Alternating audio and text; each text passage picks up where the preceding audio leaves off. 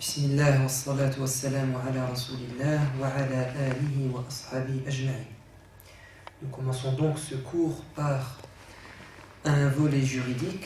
On avait entamé la semaine dernière les petites ablutions. Passons aux grandes ablutions. Il est demandé aux musulmans, à la musulmane qui a atteint l'âge de la puberté, de se laver la totalité du corps quand il est en état de janaba, qu'on traduirait par un état de souillure majeure. Et cet état de souillure, d'impureté spirituelle, peut provenir de plusieurs choses.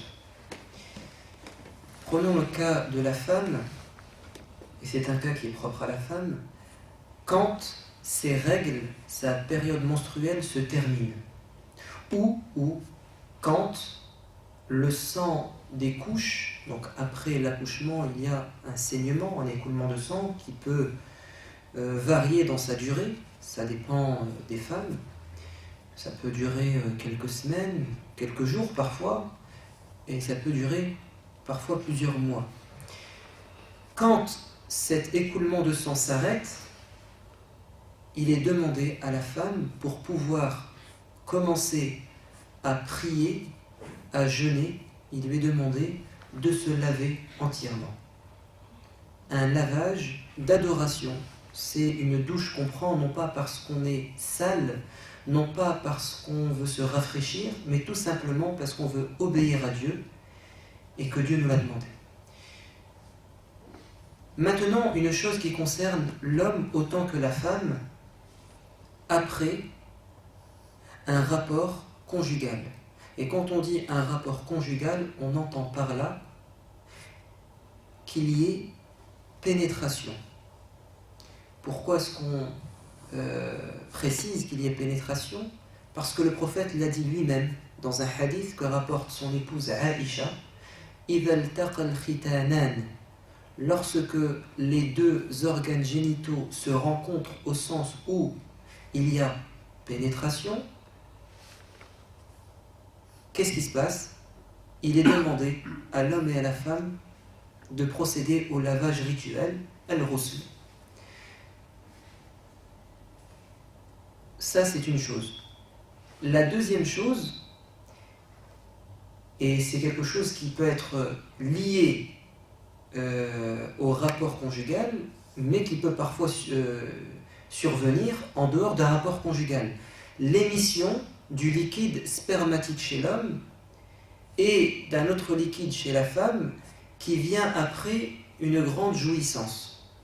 Alors ça peut se produire après un rêve érotique, et d'ailleurs une femme à l'époque du prophète alayhi salatu wassalam est venue le voir et lui a dit: ô prophète, Dieu n'a pas honte de dire la vérité. Et c'était une expression en arabe qui signifie, c'est une formule de politesse avant d'engager un sujet qui serait, on va dire, où normalement on devrait être pudique. Voilà, c'est un sujet pas tabou, mais je veux dire quelque chose qui est de l'ordre de l'intimité. Et donc elle a commencé comme ça. Elle a dit au prophète: Dieu n'a pas de gêne à dire la vérité. Quand la femme a un rêve érotique, qu'est-ce qu'elle doit faire? Et le prophète a dit: si elle remarque la sortie d'un liquide en se réveillant, comme chez l'homme d'ailleurs, alors il lui est demandé de se laver.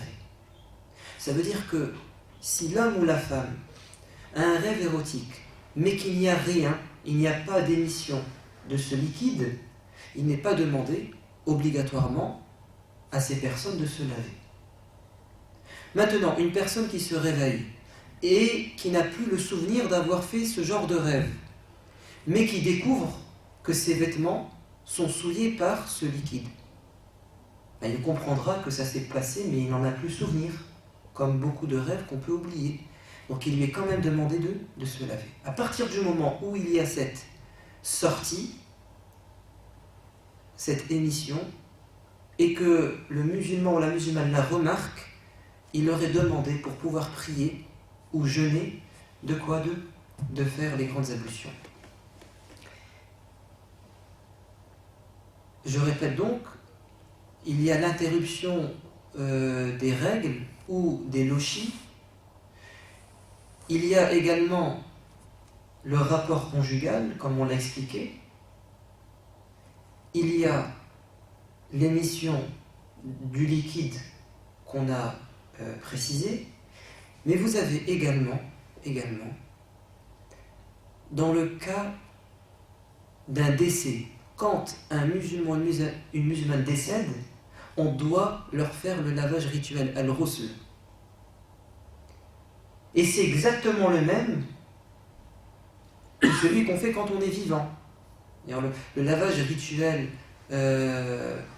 qu'on applique à un corps mort dans les rites funéraires, c'est exactement le même que l'on fait quand on est vivant.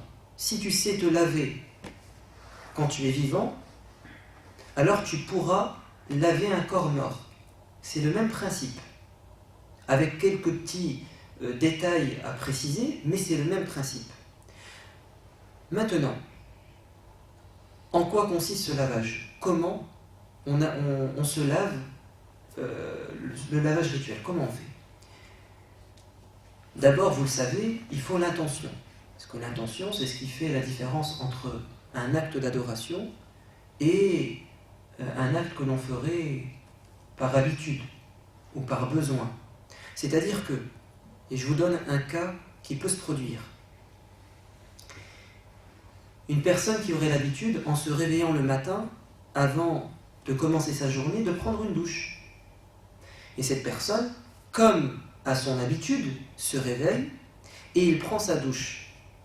Et ensuite, il remarque, après sa douche, que dans ses vêtements, il y a des traces de ce liquide dont on parlait avant, qui lui prouvent qu'en fait, il y a eu un rêve érotique durant la nuit. Donc, il lui est demandé de faire le ghusl. Mais il vient de le faire. Mais est-ce que cette douche qu'il vient de faire, est-ce qu'elle est considérée comme étant un lavage rituel? Non. Pourquoi? Parce que quand il s'est lavé, c'était quoi son intention? De faire ce qu'il faisait d'habitude. Il n'avait pas l'intention, en se lavant, d'adorer Dieu et de procéder à ce type de lavage particulier. Donc, si ce cas de figure se présente, cette personne doit recommencer un autre lavage. Et cette fois-ci, avec l'intention de quoi? De lever cet état d'impureté majeure pour pouvoir faire sa prière. Prenons un autre cas, peut-être imaginaire, mais pour un peu éclaircir les choses, une personne donc, qui se réveillerait. Imaginez-vous qu'une personne passe une nuit au bord de la plage avec ses amis, ils font du camping, nuit à la belle étoile. Il se réveille le matin, première des choses qu'il fait, il plonge dans la mer. Et en sortant, il se souvient que durant la nuit, il y a eu ce rêve. Il vient de se laver, n'est-ce pas? Il vient de plonger dans l'eau. Donc, tout son corps a été imbibé d'eau. Mais est-ce que c'est considéré comme étant le lavage rituel demandé? Non, parce qu'il n'avait pas eu l'intention de quoi? De faire ça. Donc d'abord, évidemment, il faut une intention. Ensuite, pratiquement, comment on fait? Je vais vous donner le minimum. Ensuite, je vous détaillerai les choses qu'il est bien de faire, la manière parfaite, comme on a fait pour les petites ablutions, les ablutions mineures. Ce qu'il faut, c'est tout simplement faire parvenir l'eau dans tous les endroits de son corps, que l'on peut atteindre de ses mains. Si tu réussis à faire parvenir l'eau dans les endroits de ton corps, même les plissures de ton corps, tant que cela est possible, si tu réussis à faire ça, tu es considéré comme ayant fait la chose obligatoire. Donc, ça veut dire que j'allume la douche, enfin, j'ouvre le robinet, l'eau tombe, je fais parvenir l'eau dans mes cheveux, mon crâne, derrière mes oreilles, sous le menton, et si j'ai de la barbe, j'essaie de faire pénétrer l'eau délicatement, sous mon nez, sous mes aisselles, hein, ces endroits un peu cachés, sous la plissure derrière les genoux, etc. Si je fais ça, j'ai fait l'obligatoire. Maintenant, on va recommencer du début, et là, ça va être la manière vraiment parfaite. Comme cela nous a été enseigné, comme le prophète l'a fait, et ses épouses nous l'ont décrit. Comment faisait le prophète, alayhi salatu wassalam, et comment les savants nous ont expliqué le lavage rituel dans sa manière parfaite, c'est évidemment d'avoir l'intention. Ensuite, de dire Bismillah, comme pour les petites ablutions. Avant chaque œuvre de bien, il est bien d'évoquer le nom de Dieu. On dit Bismillah. Ensuite, on retire l'impureté de son corps. C'est-à-dire que s'il y a des traces d'un certain liquide, n'est-ce pas? Alors, je retire d'abord la souillure de mon corps. Ensuite, je fais mes petites ablutions. Je commence par faire mes petites ablutions. Ensuite, je commence les grandes ablutions. Et en faisant mes grandes ablutions, je commence par le haut et par la droite. Et je descends progressivement. Chaque grande partie de mon corps, je la lave. Je lave le côté droit, le côté supérieur droit. Donc je commence par exemple par, dans ma tête, si on peut découper le corps en 3 parties, la tête et puis ensuite de la taille jusqu'au reste. Donc on a 3 grandes parties, disons. Donc je commence par ma tête, je commence par le côté droit, ensuite le côté gauche. Ensuite, du cou jusqu'à la taille, le côté droit et ensuite le côté gauche. Ensuite, de la taille jusqu'au pied, côté droit et côté gauche. Ça, c'est une manière. La deuxième manière, c'est de couper son corps en deux, la première moitié droite et la première moitié gauche. Et je fais la première moitié droite du haut vers le bas, ensuite la partie gauche du haut vers le bas. 2 manières qui sont possibles. Et quand je termine, je fais la shahada comme j'ai pu la faire durant les petites ablutions. Parce que celui qui, après avoir accompli ses ablutions mineures ou majeures, dit la shahada, l'attestation de foi, dans un hadith, donc dans une parole prophétique, les 8 portes du paradis lui sont ouvertes et il rentre par celle qu'il veut. Ça, c'est la manière vraiment parfaite, le maximum de hasanat, de bonnes actions. Quelques remarques. Une personne qui serait blessée, une personne qui aurait une blessure et un pansement ou un bandage et qui doit procéder au lavage rituel. Comment fait-il? C'est pas compliqué, c'est comme dans les petites ablutions, il lave les parties de son corps qui sont découvertes et celles qui sont cachées par un pansement ou par je ne sais trop quoi, c'est tout, il passe au-dessus. Hein, délicatement, parce que l'eau, elle peut parfois nous faire du tort, hein, si c'est une blessure. Mais s'il ne peut pas,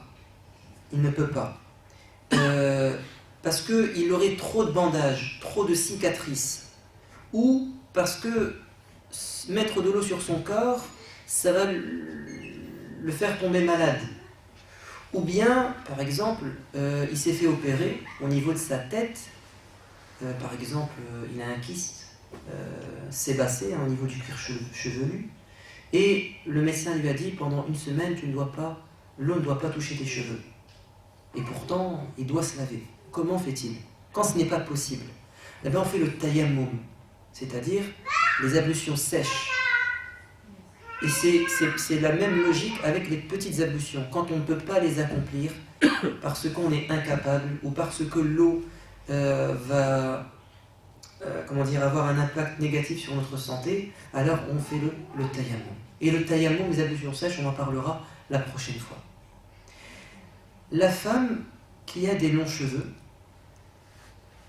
tressés, c'est-à-dire elle a des nattes, lui est-il demandé de dénouer ses nattes ou pas?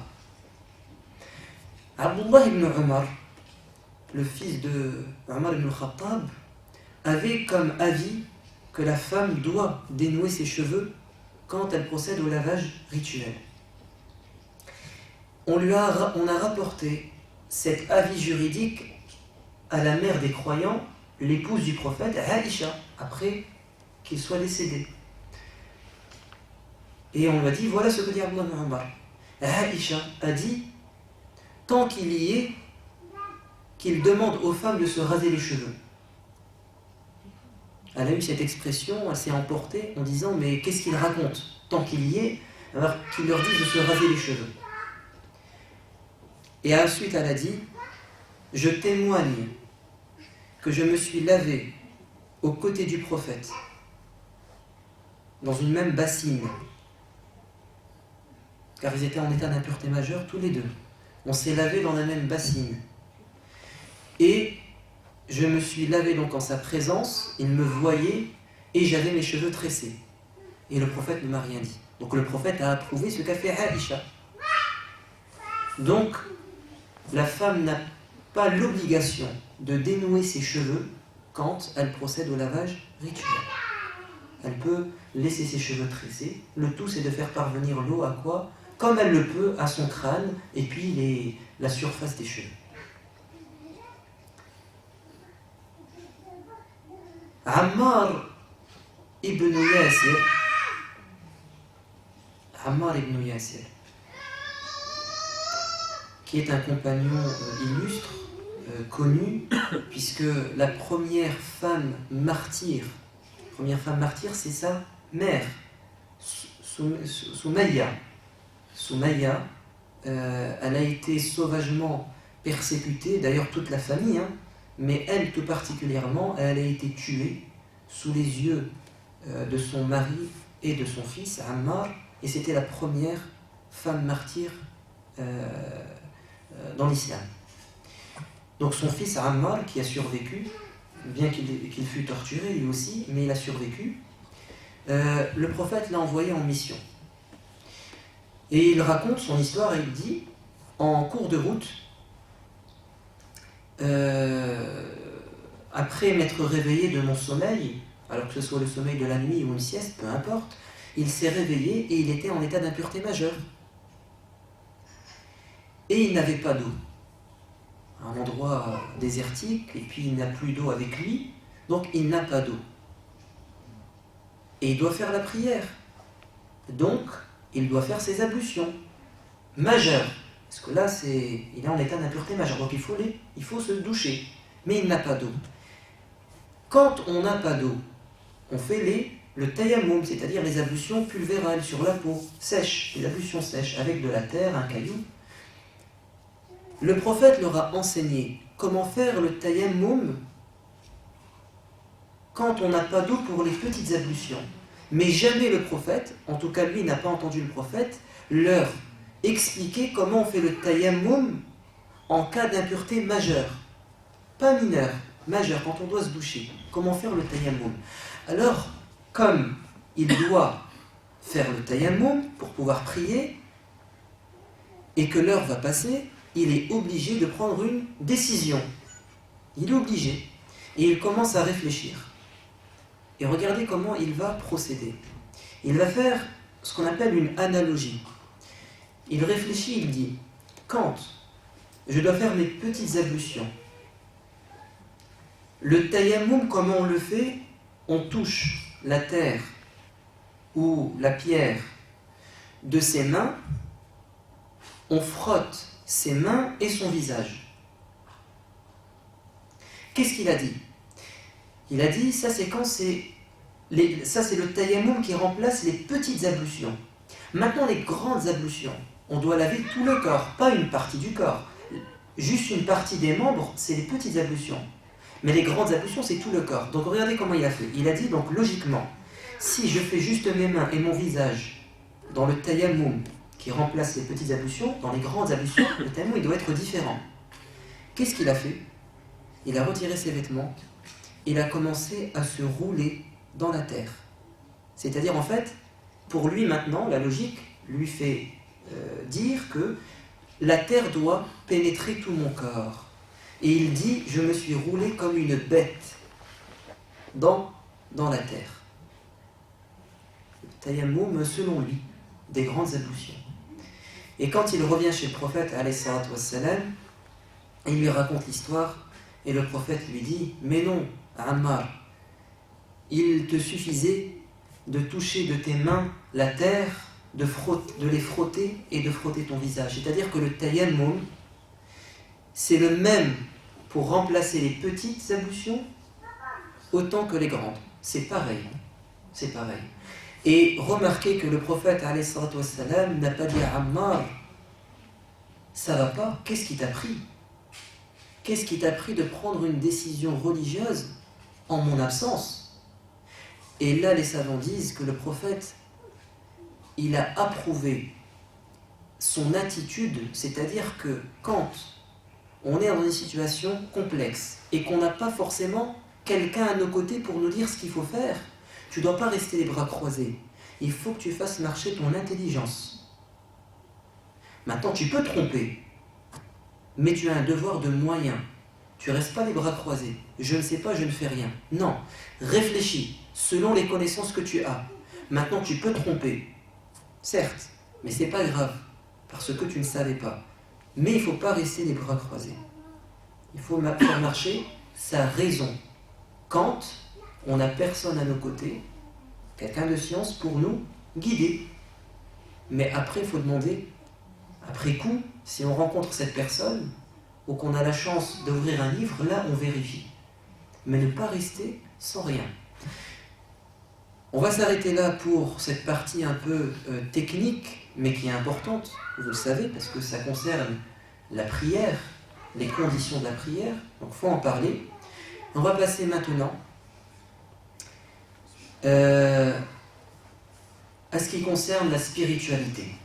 La semaine dernière, on avait parlé de l'importance de remercier Dieu sur ses bienfaits, en s'appuyant sur une histoire, l'histoire des 3 hommes malades, le teigneux, le lépreux et l'aveugle, et comment le teigneux et le lépreux ont échoué dans ce test. C'est qu'Allah leur a donné des bienfaits, il les a guéris de leur maladie, et au final, ils ont nié ces bienfaits et ils n'ont pas voulu partager.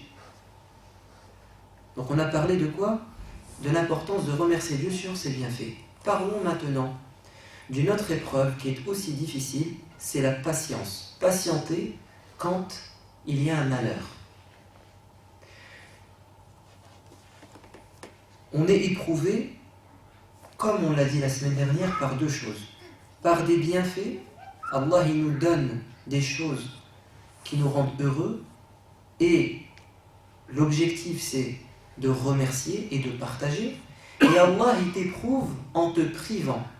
Il te donne, c'est une épreuve, il te prive, c'est aussi une épreuve. Et Allah, l'épreuve par le mal, ça consiste en 2 choses. Soit Allah te touche par ce qu'on appelle une musiba, ou bien il te touche par ce qu'on appelle une fitna dans ta vie, en tant que croyant. Tu ne vas pas échapper à cette règle, c'est une loi. Allah a dit « Nous allons vous éprouver par le bien et le mal. » Allah vous éprouve, Allah a créé la vie et la mort pour vous éprouver et savoir qui d'entre vous, pour voir qui parmi vous sera le plus pieux, celui qui fera le plus de bien. Le premier type d'épreuve par le mal, c'est le musiba. Le musiba, c'est ce qu'on pourrait traduire par un malheur. Et ici, quand on dit un malheur, c'est-à-dire quelque chose qui échappe à la volonté de l'homme et qui vient simplement de Dieu. c'est le destin, c'est ce qu'on appelle le destin. Par exemple, la mort d'un proche. Tu ne peux pas accuser quelqu'un d'être à l'origine de la mort d'un de tes proches. C'est Dieu qui décide du moment de la mort. Donc Allah, pour t'éprouver, il peut te reprendre un être cher. L'un de tes parents, l'un de tes enfants, l'un de tes amis, ton épouse, ou si tu es une femme, ton mari, c'est une épreuve très difficile.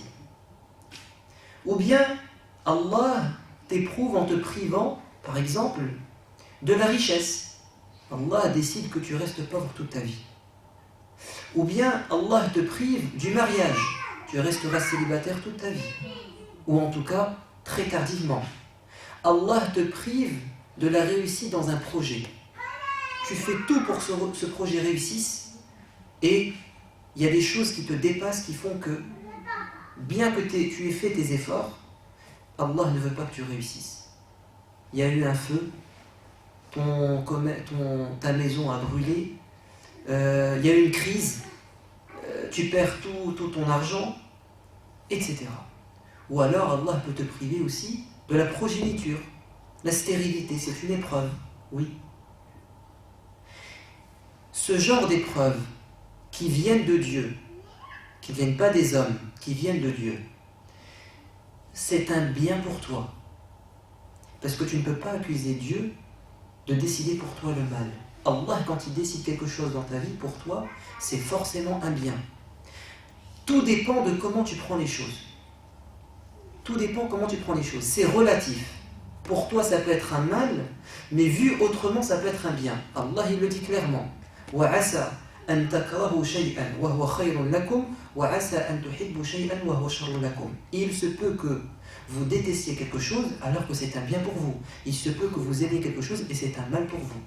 وَاللَّهُ يَعْلَمُ وَأَنْتُمْ لَا تَعْلَمُونَ. Et Dieu sait et vous ne savez pas. Ta science, elle est limitée. Ta science, elle est limitée. Donc fais confiance à Dieu. Quand tu seras touché par ce malheur, quelle va être ta réaction d'homme naturel? C'est la tristesse.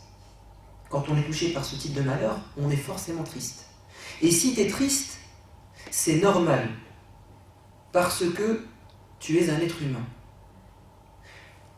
La preuve, c'est que le prophète lui-même, qui avait la foi la plus forte, quand il a été touché par la mort de son petit-fils et de son fils Ibrahim, dans les deux cas, il a versé des larmes. Il avait Ibrahim, son fils, dans les bras, il est mort dans ses bras, et il a versé des larmes. Et les compagnons ont dit, prophète, toi tu pleures. C'est-à-dire que c'est Dieu qui a décidé de reprendre ton fils, et pourtant tu pleures. Normalement, ta foi devrait t'empêcher de pleurer. Et là le prophète leur dit, non. Innal ayna la tadma, les yeux se mouillent. Wa innal qalba la yahzan, et le cœur, il s'attriste. Wala naqulu illa ma yurdi rabbana, et nous ne dirons par notre langue que ce qui plaît à Dieu. C'est-à-dire que ton côté humain va faire que tu seras triste. Mais où est ta spiritualité et ta foi? Elle est où ta plus-value en tant que musulman, en tant que croyant? C'est que tu ne vas dire de ta bouche que ce qui plaît à Dieu. C'est-à-dire que quand tu seras touché par l'épreuve, qu'est-ce que tu vas dire?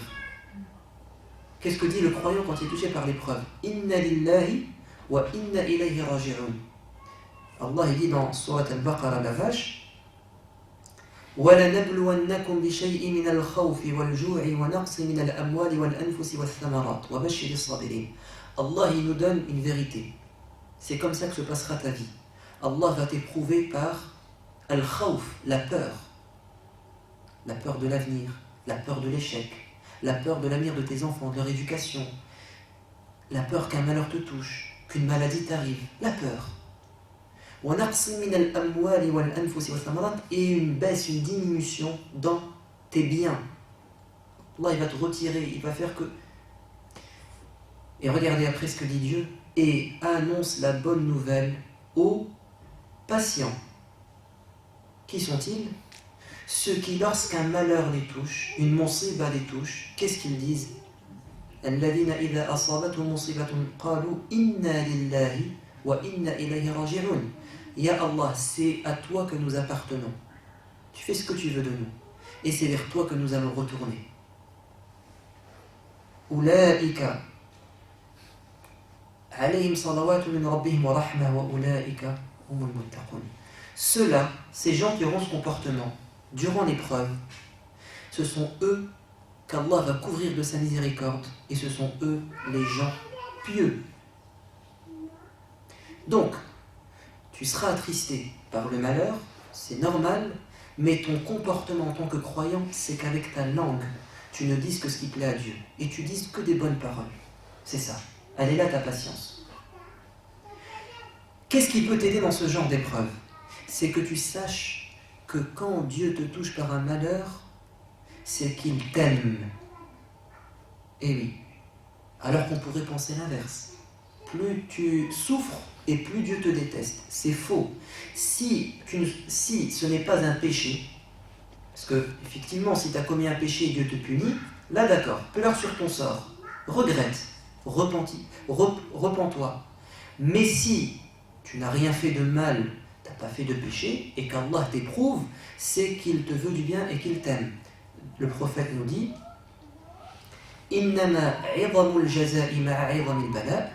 c'est en fonction de la grandeur de l'épreuve que sera la grandeur de la récompense. Plus tu es éprouvé, plus tu seras récompensé. Et quand Dieu aime des gens, il les éprouve.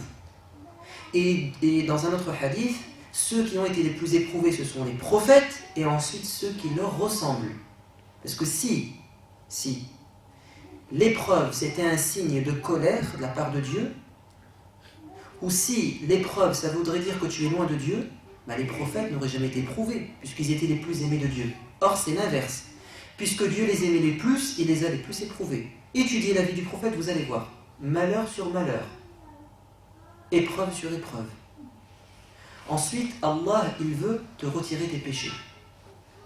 Le prophète nous dit qu'Allah va nous toucher par les malheurs, par la tristesse, par les soucis, jusqu'à même l'épine qui va te piquer. Tout ça, nous dit le prophète, ça nous purifie de nos péchés et nos péchés tombent comme les feuilles d'un arbre par ce type d'épreuve. Quand Salama a perdu son mari, regardez ce qu'elle a dit. Elle a dit, le prophète a dit, si le musulman, après qu'il soit touché par une épreuve, un malheur, dit Inna lillahi wa inna ilayhi raji'un, c'est à toi que nous appartenons, c'est toi vers qui nous allons retourner, et qu'il dit Allahumma ajurni fi musibati wa akhlufni khayran minha, ya Allah, récompense-moi dans cette épreuve et remplace-la par ce qu'il y a de mieux pour moi, celui qui dira ça, Allah va le récompenser et il va lui donner mieux que ce qu'il lui a pris. Salama qui rapporte ce hadith, cette parole du prophète, elle dit, et quand mon mari est mort, j'ai fait ce qu'a fait le prophète, ce qu'a dit le prophète. Et Dieu a remplacé mon mari défunt par qui? Par le prophète. Il l'a épousé. Le prophète a épousé qui? Salama, après que son mari soit décédé. Donc elle l'a dit avec foi, et Allah il doit donner mieux que ce qu'il lui a pris. Ça c'était le premier type d'épreuve par le mal. Un malheur, c'est quelque chose qui t'est destiné, qui te dépasse. Maintenant il y a un autre type de malheur. C'est ce qu'on appelle un fitna, c'est-à-dire un conflit avec les gens. Et là ça ne vient pas de Dieu. Enfin, ça ne vient pas de Dieu, c'est-à-dire que ce n'est pas Dieu qui est responsable, mais c'est les gens qui sont responsables, parce qu'ils t'ont fait du mal. Et là aussi c'est une règle. Tu seras éprouvé par des conflits dans ta vie. Le prophète nous dit que le croyant va connaître 5 conflits. Bayna khams shada'id, dans sa vie, 5 conflits. Mu'minun yahsuduh, un croyant qui va le jalouser. Munafiqun yabghaduh, un hypocrite qui le détestera. Kafirun yuqatiluh, quelqu'un qui n'est pas musulman et qui va le combattre. Quelqu'un qui n'a pas de limite, qui n'a pas de valeur, et qui va finir par le combattre, sans foi ni loi. Nafsun tunazi'u, son ego qui va le tenter. Aussi, il y a un conflit avec soi-même. Parfois, on est attiré par des choses et on se retient. Et shaytanun yudilluh, le diable qui va tenter de l'égarer. 5 conflits avec l'un de tes frères, avec un hypocrite, avec quelqu'un qui ne partage pas ta religion, avec le diable et avec toi-même. À votre avis, quel est le conflit le plus difficile? Quel est l'ennemi le plus terrible? Son ego. Pourquoi? Parce que l'ego, c'est un ennemi intérieur. Deuxièmement, donc il ne te lâchera jamais. Deuxièmement, c'est un ennemi que tu aimes. Parce que tu aimes ta personne. Tu aimes lui faire plaisir. Donc c'est d'autant plus difficile. Alors que le diable, tu sais que c'est ton ennemi. N'est-ce pas? Mais ta personne, tu veux aller dans le sens de ses désirs. Et donc c'est très très difficile. Se retenir sa colère, la jalousie, la haine, l'égoïsme, le matérialisme. C'est des vices, des maladies du cœur très difficiles. L'avarice, etc. Quand tu vivras ce conflit, la première des réactions, elle est naturelle, elle est normale. C'est la peur et les soucis. Quand c'était quelque chose qui vient de Dieu, c'est la tristesse. Quand ça vient des hommes, c'est quoi? C'est les soucis, l'anxiété, la dépression et la peur. Parce que quand tu regardes les malheurs, ce qui te vient de Dieu, c'est souvent quelque chose qui est lié au passé. Et donc tu es triste, parce que Allah t'a retiré quelque chose, t'a privé de quelque chose. Mais quand tu es en conflit avec quelqu'un, tu as peur de quoi? De ce qu'il va te faire. Donc c'est l'avenir, donc c'est la peur. La peur. Tu ne sais pas ce qu'il peut te faire, tu ne sais pas jusqu'où ça va aller. Donc tu vis une peur constante. Et c'est pour ça qu'il y a une invocation à faire matin et soir, que faisait le prophète. Allahumma inni a'udhu bika min al-hammi wal-hazan. Ya Allah, je te demande de me protéger contre 2 choses. Al-ham, les soucis, et al-hazan, la tristesse. Quelle est la solution? La solution face à tout ça, c'est 2 choses essentielles. C'est ce qu'on appelle al-yaqin wa tawakkul, la certitude et la confiance. La certitude que tous ces malheurs, que tous ces conflits sont un bien pour toi. Et ta confiance en Dieu dans le sens où tu sais que Dieu va te protéger. Et que si tu es en conflit avec quelqu'un et qu'il te fait injustice, et qu'il t'a traîné au tribunal, et que tu t'es fait avoir, tu t'es fait arnaquer, on t'a volé, etc., on t'a arnaqué, et bien tu sais que, au bout du compte, si cette personne échappe au tribunal des hommes, il y a quand même, après la mort, une justice, tribunal divin. Et donc cette personne va payer, et ça te rassure. C'est pour ça que nous, on ne va pas se suicider quand on sera dans ce cas-là. On ne va pas déprimer, parce qu'au final, Allah s'occupe de lui. Allah viendra en aide à l'opprimé. Donc ça te rassure.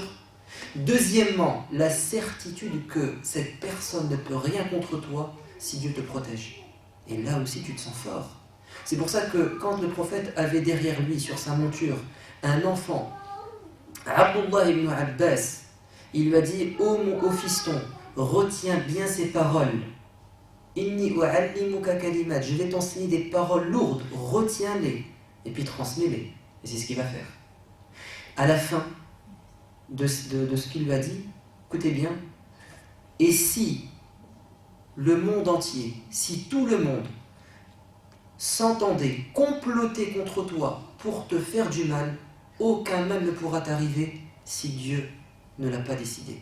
Et si tout le monde s'entendait pour qu'un bien te parvienne et que Dieu ne veut pas qu'il te parvienne, il ne te parviendra pas. Ça veut dire que les gens, au fond,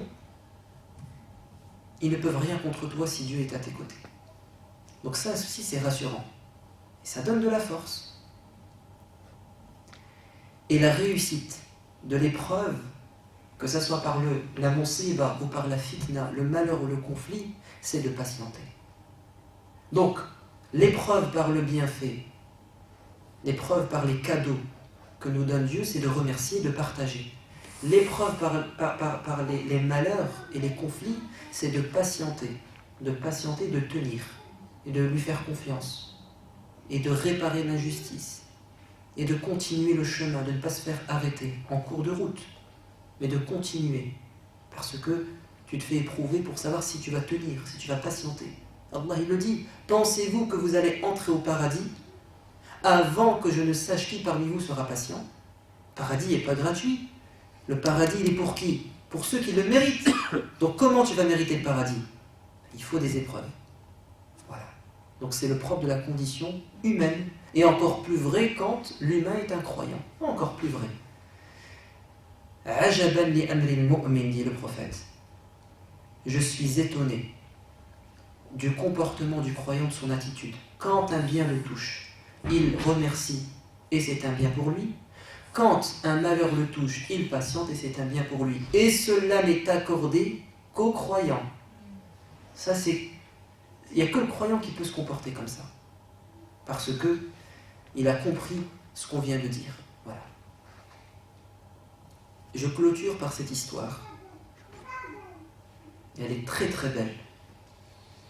Dans l'une des épreuves la plus difficiles, c'est la perte de l'enfant. L'enfant tant attendu. Une femme dont j'ai oublié le nom, et son mari, si je ne me trompe pas, c'est Abu Talha, et ça doit être Sulaym. Cette femme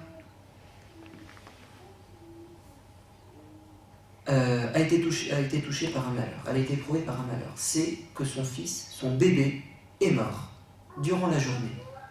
Elle va dire à sa famille, surtout, ne dites rien à mon mari. Le mari, il est dehors, il travaille, il va rentrer le soir. Ne lui dites rien. Laissez-moi faire. Le mari rentre et la femme s'est faite belle pour accueillir son mari. Alors que quand on est dans un état de deuil, de tristesse, on se laisse aller, n'est-ce pas? On s'oublie. Elle, non, elle se fait belle. Et elle joue le jeu. Elle accueille son mari, ils mangent ensemble, ils se retrouvent dans leur chambre, et elle dit à son mari, je vais te poser une question. Je vais te soumettre un cas. Si une personne nous prête de l'argent, et qu'après un certain moment, il réclame son argent, et qu'on refuse de lui donner, qu'est-ce que tu en penses? Le mari va dire, c'est injuste. Ça leur appartient, ils ont droit de le reprendre. Et si on refuse, c'est une injustice. Et elle va lui dire, alors sache que Dieu nous a prêté notre enfant, et il a voulu le reprendre. Le lendemain, il va voir le prophète alayhi salatu wassalam, et il lui raconte cette histoire. Et le prophète va dire, avez-vous eu un rapport conjugal durant cette nuit? Oui, dit l'homme, que Dieu bénisse votre nuit. Et Allah va leur donner un enfant suite à cette nuit. Cet enfant va se marier et il va avoir un enfant. Et cet enfant qui est, c'est Omar ibn Abdel Aziz.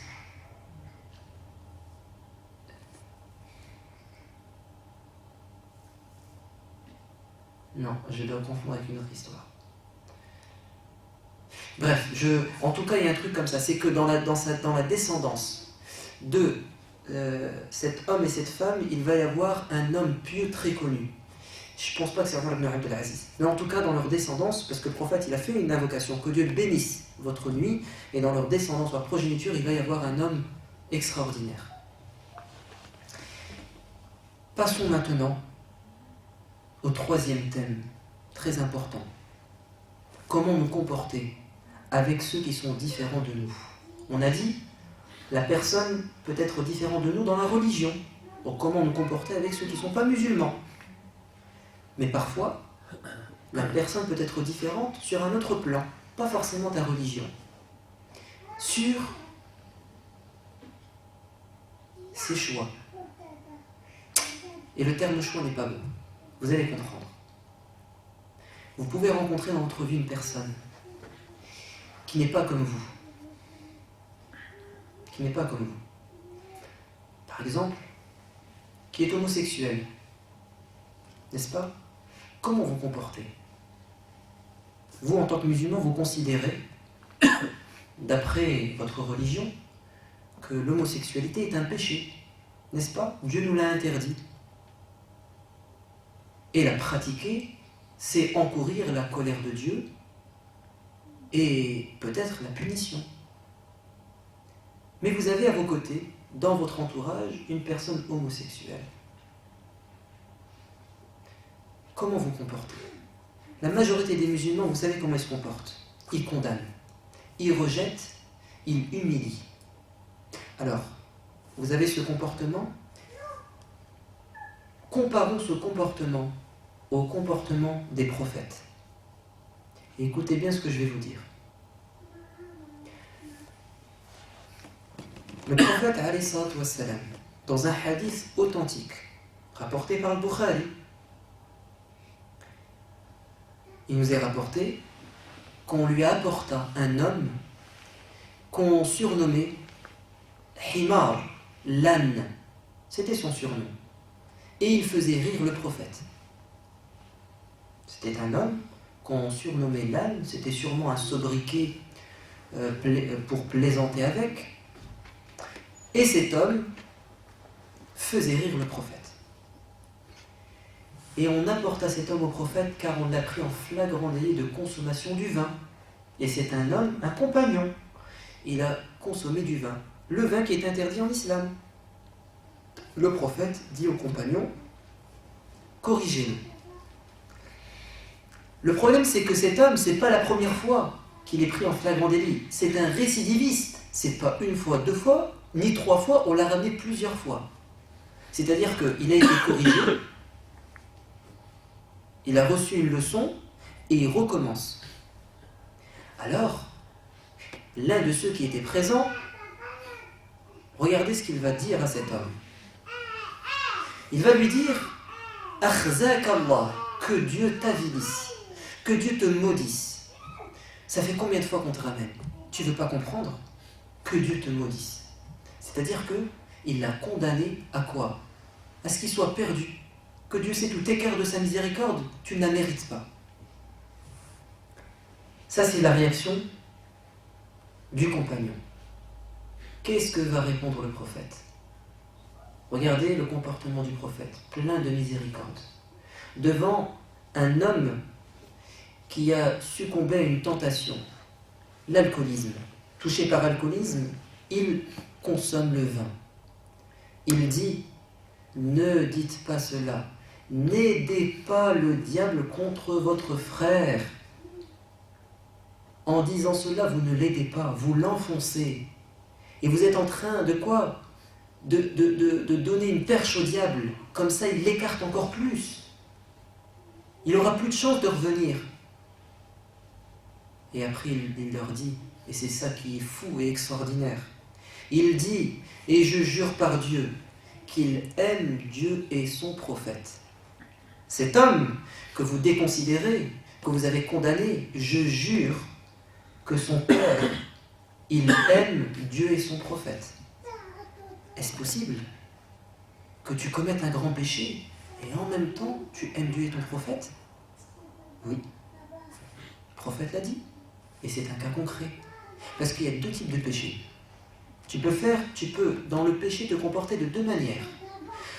Tu fais un péché par faiblesse humaine, c'était plus fort que toi. Tu veux t'en sortir, mais c'est trop dur.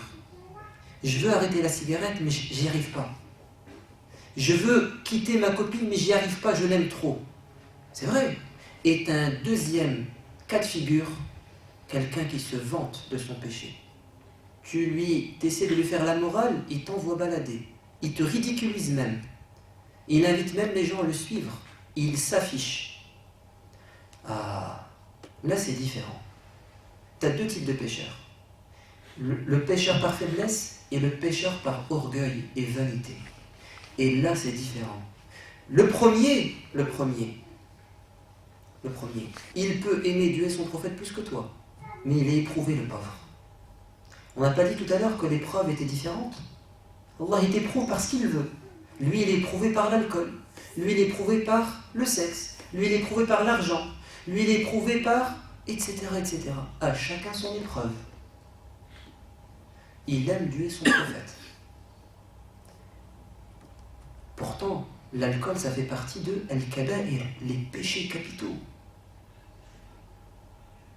Mais lui, dans son cas, ce n'était pas un péché capital.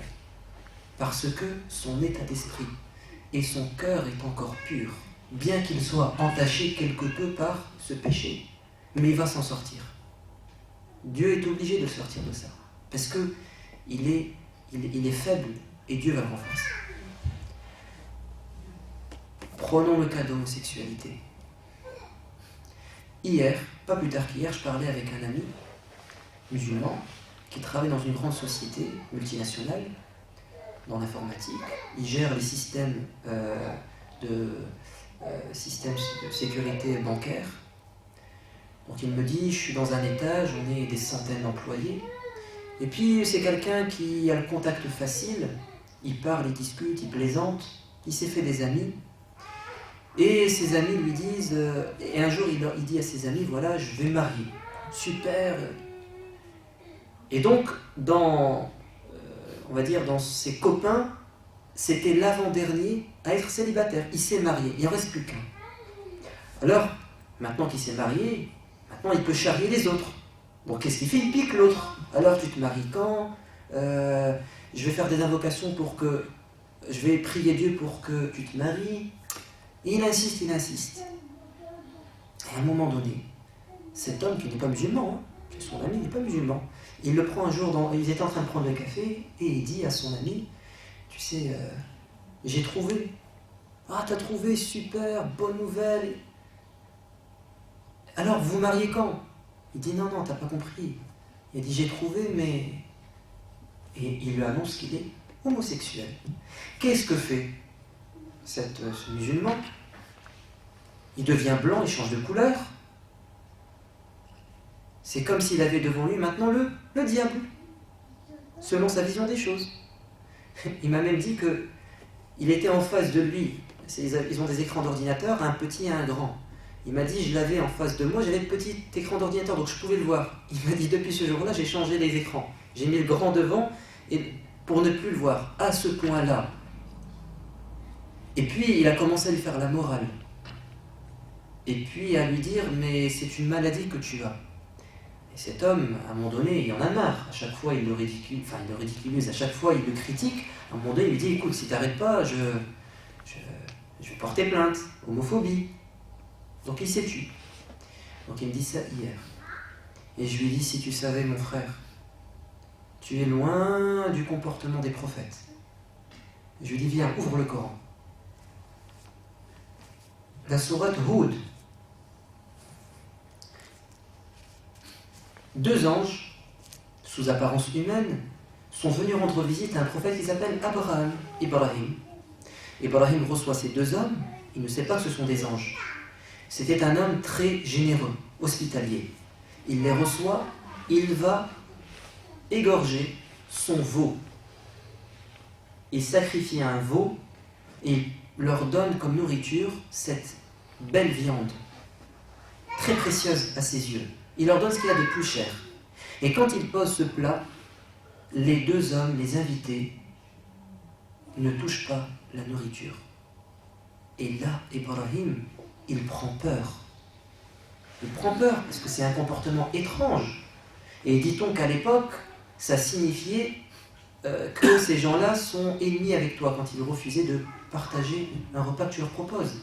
Et là, les 2 hommes lui disent, ne t'inquiète pas, nous sommes des anges, des messagers de Dieu. Nous sommes venus t'annoncer 2 nouvelles, une bonne et une mauvaise. La bonne, c'est que Dieu va t'accorder un enfant alors que tu es sénile, tu as atteint un âge très avancé, et ton épouse Sarah est stérile. Par miracle, Allah va te donner un enfant, Isaac. Il avait déjà Ismaël avec Hajar, maintenant il a Isaac avec Sarah. Ça, c'était la bonne nouvelle. Quant à la mauvaise nouvelle, c'est que Dieu nous a envoyés pour anéantir le peuple de ton neveu, Lot. Sodome et Gomorrhe. Parce que quand il a quitté la Palestine, il a quitté avec ceux qui croyaient en lui, notamment son neveu ou son cousin. Et le destin a fait qu'ils ont pris deux routes différentes.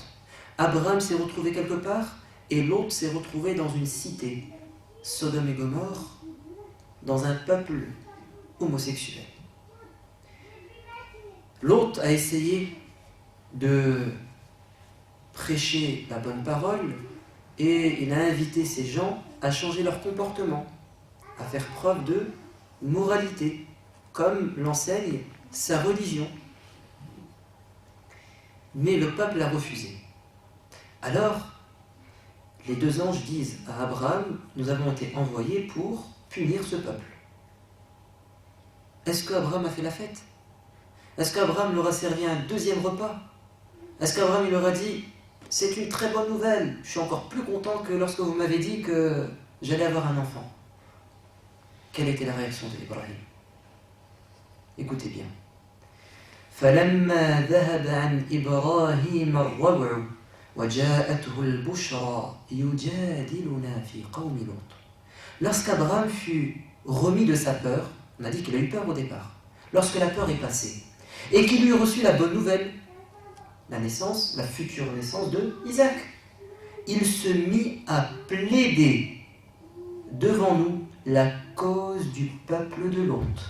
Il a commencé à polémiquer avec les anges. Non, non, non, non, ne les détruisez pas, laissez-les en vie. Il a commencé à quoi? À prendre leur défense. Qu'est-ce que répondent les anges? Pourquoi? Et c'est là que tu vas remarquer que le fond du problème, il est où? Il est dans notre cœur. Qu'est-ce qu'il avait dans son cœur, Ibrahim? Car Abraham était doux, compatissant et enclin au repentir. Inna Ibrahim la halimun awwahum munib. Il a de la miséricorde dans son cœur. Et celui qui a de la miséricorde dans son cœur, qu'est-ce qu'il veut? Il veut sauver tout le monde. Quand il apprend que quelqu'un va être perdu, qu'il court à sa perte, ça lui fait mal. Il ne veut pas. Il veut le sauver. Il veut le guider. Et je vous dirai tout à l'heure que le prophète était exactement comme ça, voire même plus. Car il était d'une miséricorde pour l'univers. Mais c'est pas fini. On pourrait comprendre que Ibrahim, qui est extérieur, puisse être pris de pitié pour ces gens qui ont combattu son neveu. Voyons voir maintenant quelle va être la réaction de l'autre, celui qui a prêché dans ce peuple pendant des années et qui a été combattu par ces gens. Quelle va être sa réaction? Et quand nos envoyés arrivèrent chez Lot, il fut très affligé, si abihim, car il ne savait pas comment les protéger. Quelle pénible journée, dit-il. Quelle pénible, quel jour malheureux. Vous venez de m'annoncer quelque chose qui me rend triste. Ça, c'était qui? Prophète Ibrahim et Lot. Lot qui vivait dans un peuple homosexuel. Donc, non seulement ils étaient homosexuels, mais c'est pas tellement ça le gros problème. Pour lui, pour Lot. C'est que il les appelle à d'autres valeurs plus importantes encore, comme croire en un seul Dieu, etc., etc. Et il refusait, il le combattait même. Donc, quand tu es combattu par quelqu'un, normalement, tu dois être content quand on te dit qu'on va t'en débarrasser. Eh bien, lui, non. Pourquoi? Alors, écoutez bien maintenant la mission des prophètes. Qu'est-ce qu'a dit le prophète en parlant de lui? Regardez comment il s'est comparé. Je suis comme un homme qui a allumé un feu dans une clairière, dans une forêt, en pleine nuit. Les insectes se jettent dans ce feu. Quand il y a de la lumière, ça attire les insectes. Cet homme repousse les insectes du feu. Le prophète dit, et moi, je vous retiens par votre taille afin que vous ne vous jetiez pas dans l'enfer, mais vous échappez à mes mains. Donc le prophète, tellement il a de la pitié, de la compassion, de la miséricorde, il veut sauver tellement le monde entier, que pour lui, c'est comme si tu es jeté dans le feu et il te rattrape. Et donc il était plein de miséricorde, de mansuétude, de clémence envers les pécheurs. Il y a un jeune homme qui est venu voir le prophète et qui lui dit: prophète, donne-moi l'autorisation d'avoir des rapports avant le mariage avec une fille. Je l'aime et je veux que tu me donnes cette dérogation. Réaction du musulman ordinaire: t'as pas honte? Une gifle. Dégage, qu'est-ce que tu racontes? Réaction du prophète: est-ce que tu aimerais qu'on fasse ça avec ta mère? Non, prophète. Aimerais-tu que l'on fasse ça avec ta tante? Non, prophète. Aimerais-tu que l'on fasse ça avec ta sœur, par exemple? Non, prophète. Pourquoi tu veux le faire avec la sœur de quelqu'un, la tante de quelqu'un, la mère de quelqu'un ou la fille de quelqu'un? Et c'est la logique. Ce que tu ne veux pas qu'on te fasse, ne le fais pas aux autres. Premièrement, un discours rationnel, logique. Logique. Mais ça ne suffit pas, la logique. Est-ce que tu as réglé son problème quand tu lui as dit ça? Non, les pulsions, elles sont là. Vient ensuite le réconfort et l'affection. Le prophète pose sa main sur son cœur et il fait une invocation pour lui. L'homme dit: je suis retourné de chez le prophète, je ne ressentais plus rien. Bon, miracle, dirait-on. Mais ici, on n'a pas la main du prophète, mais on peut essayer d'avoir l'affection du prophète. C'est symbolique, ça, la main qu'il pose. Donc, quand il y a une personne qui est faible, qui a des pulsions, est-ce qu'il faut être dur, le rejeter, le mépriser, ou bien l'accompagner, le comprendre? Fais ce que tu veux. Mais voilà comment on fait les prophètes. Écoutez maintenant un témoignage. Assalamu alaikum mon frère. Je vous prie de lire mon histoire. J'ai besoin de vos conseils. Ouvrez les guillemets. L'homosexualité est un péché. Les homosexuels sont condamnés à passer l'éternité en enfer. Si ces gens-là voulaient changer, ils pourraient être guéris de leur perversion s'ils se tenaient à l'écart de toute tentation. Ils retrouveraient leur normalité. Si seulement ils voulaient essayer et redoubler d'efforts, si cela ne suffisait pas. Fermez les guillemets. Voilà toutes les choses que j'ai dit à mon fils, Samir, quand j'ai découvert qu'il était gay. Quand il m'a dit qu'il était homosexuel, mon monde s'est écroulé. J'ai fait tout ce que j'ai pu pour le guérir de sa maladie. Il y a 8 mois, mon fils a mis fin à ses jours en se jetant du haut d'un pont. Je regrette profondément mon ignorance de ce que sont les gays et les lesbiennes, croyez-moi. Je réalise que tout ce que l'on m'a enseigné n'était que bigoterie déshumanisante et malveillance. Si j'étais allé plus loin que ce que je considérais pour acquis. Si simplement j'avais écouté mon fils quand il me parlait et se confiait à moi, je ne serais pas devant vous aujourd'hui rempli de regrets. Je suis persuadé que Dieu se satisferait de l'âme aimante et douce et de la foi de Samir. Ah bon? Un homosexuel peut avoir la foi? Ça vous dit rien, ça? Ça vous dit rien? Qu'est-ce qu'on a dit juste avant? Je jure par Dieu qu'il aime Dieu et son prophète. Alors qu'il était alcoolique. Un grand péché. Je suis persuadé que Dieu se satisferait de l'âme aimante et douce et de la foi de Samir. Aux yeux de Dieu, la foi, la gentillesse et la bonté sont tout ce qui compte. Je ne savais pas qu'à chaque fois que je vouais les homosexuels aux flammes de l'enfer et que je parlais de Samir comme d'un détraqué, d'un pervers et d'un danger pour nos enfants, je détruisais petit à petit sa foi. Ça vous dit rien, ça? N'aidez pas le diable contre votre frère. Son amour propre et son sens de la dignité, jusqu'à ce que, pour finir, son esprit soit broyé irrémédiablement. Ce n'était pas la volonté de Dieu que Samir enjambe ce jour-là la parapet d'un pont de l'autoroute et se jette sous les roues d'un poids lourd qui l'a tué sur le coup. La mort de Samir est le résultat direct de l'ignorance de ses parents et de leur peur du mot gay. Il voulait devenir écrivain. Ses espoirs et ses rêves n'auraient pas dû lui être confisqués. mais ils l'ont été. Il y a d'autres enfants comme Samir, assis dans vos congrégations. Parce que là, elle s'adresse à quelqu'un qui tient des discours religieux. Ils écouteront vos mises à l'index, auxquelles chacun répondra « Amin ya Rabb ». Détruis-les, mets-les en enfer, comme certains disent dans leurs invocations. L'inverse des prophètes. Et très vite, cela fera taire leurs prières. Leur prière à Dieu pour la tolérance, la compréhension et pour votre amour.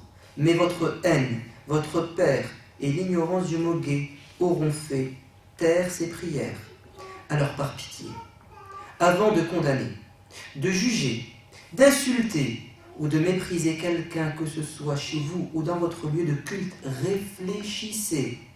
Réfléchissez et souvenez-vous, il y a un enfant qui vous écoute. Voilà le témoignage d'une mère qui a perdu son enfant. Donc, chacun est éprouvé dans sa vie. Et il y a des gens musulmans qui sont éprouvés par ce genre de pulsion. Comme tu peux être éprouvé par la pulsion pour autre chose. C'est une épreuve. Ces gens ont besoin d'être aidés.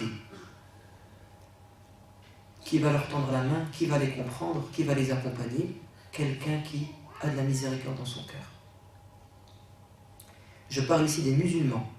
Celui qui n'est pas musulman, il est libre de faire ce qu'il veut. Il n'a pas d'interdit pour lui, n'est-ce pas?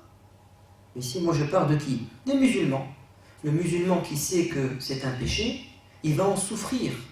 Quand j'étais au lycée, j'ai sympathisé avec un musulman et tout se passait bien entre nous. Et quand tu trouves dans quelqu'un de l'écoute, de l'amitié, ben tu te confies à lui. Et bien après plusieurs mois, qu'est-ce qu'il m'a dit? Il m'a dit: je suis gay. Je suis gay. Bon, après on s'est quittés, je ne sais pas ce qu'il est devenu, même si j'ai pu une fois le voir, l'apercevoir dans la rue, je ne sais pas ce qu'il est devenu. Mais ces gens-là, ce sont des êtres humains. Et Dieu a dit, le prophète a dit, Kullu bni Adam khata. Tout être humain est pécheur par nature. À chacun son épreuve. Bien évidemment que dans notre éducation religieuse, nous les musulmans, on met en garde nos enfants contre tout assouvissement aux pulsions sexuelles qui ne seraient pas conformes à ce que notre Dieu, Allah, veut. Donc évidemment que on va dire à nos enfants, attention, ça faut pas le faire. Évidemment. Mais est-ce que ça veut dire que s'il a un ami qui est comme ça et qui n'est pas musulman, est-ce que ça veut dire qu'il doit le condamner ou qu'il doit lui faire du mal? Pas du tout. Pas du tout. C'est pas vrai. Donc faites attention. L'ignorance et un peu trop de zèle parfois dans la religion, ça fait du mal. Je m'arrête là, mais la fois prochaine, ou lors d'une autre intervention, je vais vous parler d'un autre cas, le cas du suicide. Vous allez voir qu'il y a aussi là aussi une incompréhension du suicide. On pense que celui qui se suicide en islam, il est voué à l'enfer. Et on en parlera la prochaine fois, Inch'Allah. Subhana rabbika rabbil izzati amma yasifun, wa salamun ala al-mursalin, walhamdulillahi rabbil alamin.